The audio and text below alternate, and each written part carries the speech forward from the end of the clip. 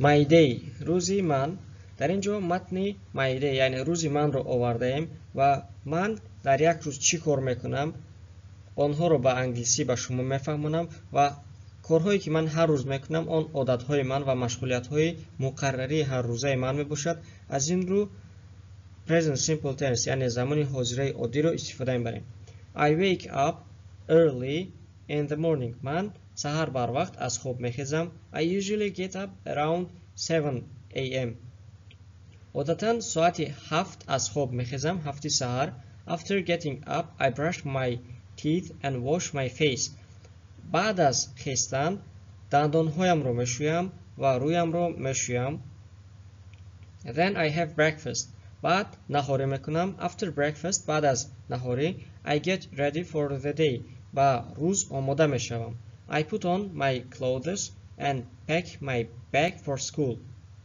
put on گفتم که پوشیدن میشود. لباسهایم رو میپوشم و سومکم رو برای مکتب میگیرم. I leave the house at 8 a.m.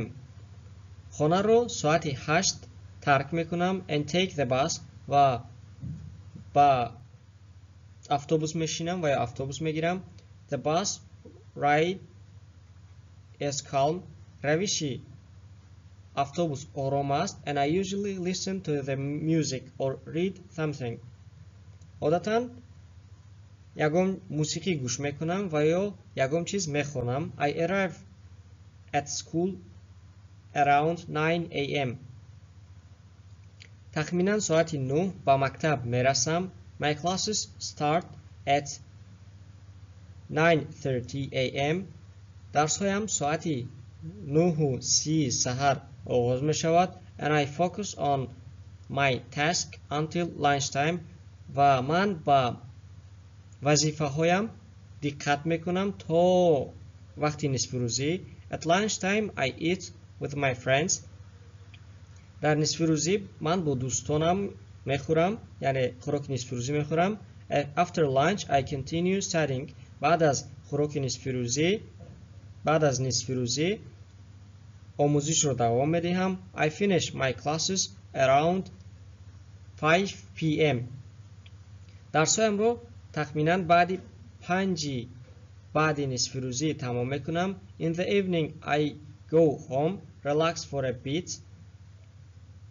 بگاه به خانه می روم کمی استراحت می کنم. And enjoy dinner.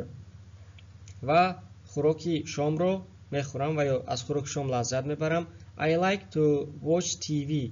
من تلویزیون تماشا کردن رو دوست می دارم. Or read a book before going to bed.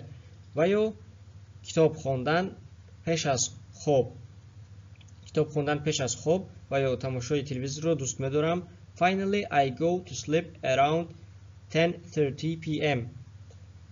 در آخر ساعت 10:30 شب به خواب می روم. بگذاریم به صفحه دیگر. One day of my mother. یک روزی مادر من. در اینجا یک متن دیگر رو ما با شما آورده ایم و یک مادر از سحر تا بگاه چیکار میکند و my mother این شکل سیومی تنها می باشد و فعل ها در شکل سیومی تنها در present simple tense بعد از خودشون اسم میگیرند و از فعل هایی که رنگ سیاه غفصر کرده شدن الکی میفهمید. این متن رو شما خودتون مستقلانه میخونید و ترجمه میکنید. بگذاریم به صفحه دیگر. New words کلمه های نو. verb فعل. present simple حاضره عادی. speak گپ زدن. eat خوردن. drink نوشیدن. walk راه رفتن. go رفتن. come آمدن. sleep خواب کردن.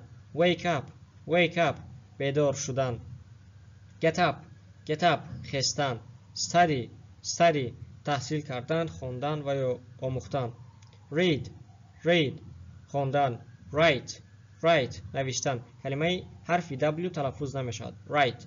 every day هر روز. every week هر هفته. every night هر شب. every morning هر سحر.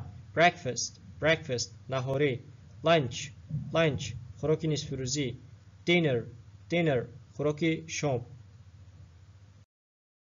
дар ин ҷо дарси имрӯзаи мо ба поён мерасад. Аз ҳамаи шумо барои тамошои навор то охир миннат дорем. Лутфан ба навор лайк монед, фикрҳои худро дар шарҳҳо нависед, наворро ба дӯстонатон ва ё шиносоятон равон кунед, ба канал обуна шавед ва мунтазири дарсҳои нав бошед.